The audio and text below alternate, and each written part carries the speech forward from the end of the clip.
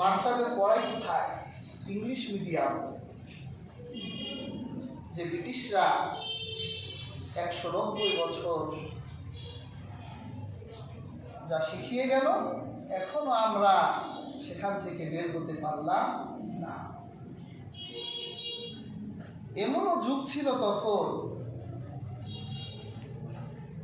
আপনারা সাহিত্যিক বঙ্কিমচন্দ্র চট্টোপাধ্যায়ের নাম শুনেছেন। উনি একবার বাংলা পরীক্ষা দিতে গেছে, বাংলা সাহিত্য পরীক্ষা। গিয়ে দেখে ভাইবা বোর্ডে ইংরেজরা বসা, পরীক্ষা দিবে ইংরেজ, বাংলা পরীক্ষা। বঙ্কিমচন্দ্র চট্টোপাধ্যায়কে প্রশ্ন করছে এক ইংরেজ, ভাই ভাই, what is the difference between the আফদ অ্যান্ড বিপদ?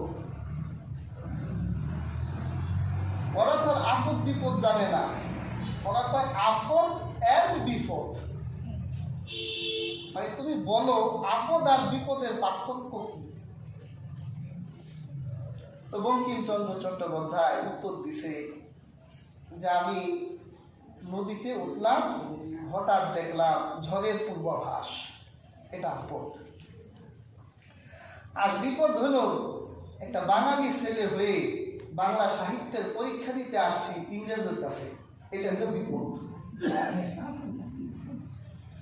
হাজরি, এই ভাষার জন্য আমরা জীবন দিয়েছি, কিন্তু বাংলা ভাষা আমরা লালন করি না।